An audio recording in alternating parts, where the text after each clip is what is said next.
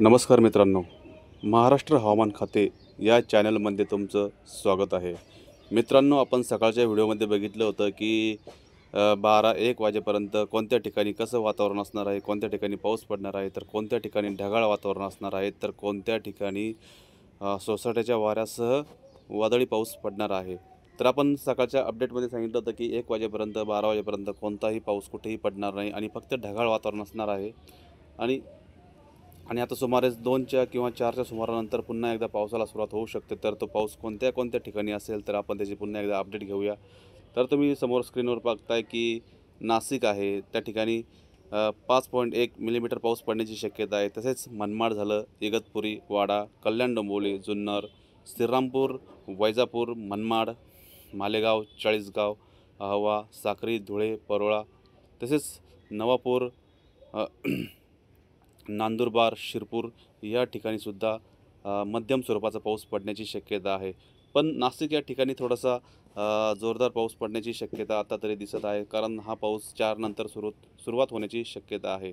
तसेच आपण मुंबईच्या काही भागात जर पाहिलं, तर मुंबईच्या काही ठिकाणी फक्त ढगाळ वातावरण असेल आणि कमी स्वरूपाचा पाऊस पडण्याची अशा ठिकाणी शक्यता आहे. तसेच कल्याण, डोंबिवली, गोरेगाव झालं, चिपळूण, तसेच रत्नागिरी हा जो पट्टा आहे, कोकण किनारपट्टी म्हणतो आपण त्याला, तर त्या ठिकाणी मध्यम स्वरूपाचा पाऊस पडू शकतो. मात्र कोणत्याही त्या ठिकाणी वादळी वाऱ्यासह पाऊस पडणार नाही. फक्त मध्यम स्वरूपात पाऊस किंवा कमी स्वरूपाचा पाऊस त्या ठिकाणी पडू शकतो.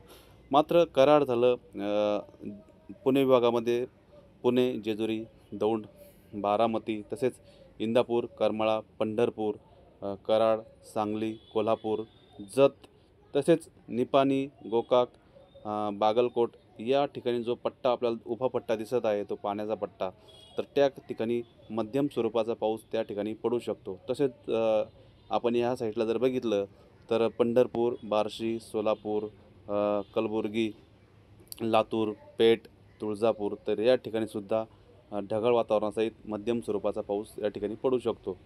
तसेच अमदापूर झालं, उदगीर, परळी, परभणी, माजलगाव, बीड हा जो अहिल्यानगरचा जो पूर्वेचा भाग आहे, तर त्या ठिकाणी आपल्याला दिसतं आहे की नांदेड वाघाला, परभणी, माजलगाव, परळी, अहमदापूर आणि बीड, तसेच लातूर, पेठ, उदगीर या ठिकाणीसुद्धा मध्यम स्वरूपाचा किंवा कमी स्वरूपाचा पाऊस त्या ठिकाणी पडू शकतो, असा अंदाज येत आहे. तसेच आपण जर थोडंसं बघितलं की संभाजीनगर साईडला, तर संभाजीनगर, जालना, पैठण, सिल्लोड, चिखली, लोणार, जिंतूर, हिंगोली, वाशिम, पुसद, उमरखेड, तसेच आपण इकडे जर बघितलं तर श्रीरामपूर, वैजापूर, चाळीसगाव, मालेगाव, जळगाव, परोळा, धुळे, खामगाव, अकोला या ठिकाणीसुद्धा दुपार 4 नंतर पुन्हा एकदा पावसाला सुरुवात होऊ शकते. तसेच आपण जर बघितलं तर मित्रांनो, तर हा पाऊस संध्याकाळी किती वाजेपर्यंत राहील? तर हा पाऊस आपल्याला जवळपास दिसतोय तो 8-9 वाजेपर्यंत या ठिकाणी आपल्याला असण्याची शक्यता आहे. तर तुम्ही बघू शकता की नाशिकला जे वातावरण पावसाचं होतं ते पूर्ण क्लीन होऊन त्या ठिकाणी ढगाळ वातावरण, फक्त ढगाळ वातावरण असेल आणि थोडासा वारा वाहण्याची शक्यता आहे. तसंच इगतपुरी झालं, वाडा, पालघर, कल्याण, डोंबिवली या ठिकाणीसुद्धा ढगाळ वातावरण आहे. थोडासा मध्यम स्वरूपाचा किंवा हलक्या स्वरूपाचा पाऊस पडू शकतो. मात्र कोपरगाव जे ठिकाण आहे, अहिल्यानगर ज्या जिल्ह्याचे काही तालुके आहेत, तर त्या ठिकाणी आपण जर बघितलं, तर वैजापूर, तेलवड, कोपरगाव, श्रीरामपूर, गंगापूर, संगमनेर या साईडला जे आहे, त्या ठिकाणी 8 नंतर थोडंसं ढगाळ वातावरण असेल. मात्र कोणताही म्हणजे जोरदार पाऊस त्या ठिकाणी पडणार नाही.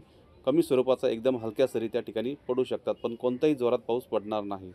तसेच संध्याकाळी 8च्या सुमारास चाळीसगाव, कन्नड झालं, पाचोरा, परोळा, धुळे या ठिकाणीसुद्धा कमी स्वरूपाचा त्या ठिकाणी पाऊस पडू शकतो. मित्रांनो, आपण ही संध्याकाळची 8-9 वाजेपर्यंत जी अपडेट पाहिली आहे, तर त्यानंतर कसं वातावरण असणार आहे किंवा उद्या त्या ठिकाणचं वातावरण कसं असणार आहे, हे परत एकदा जाणून घेण्यासाठी, बघण्यासाठी नक्कीच व्हिडिओ वॉच करा, कमेंट करा, शेअर करा, लाईक करा. चॅनलला नवीन असाल तर सबस्क्राईब करा. धन्यवाद मित्रांनो.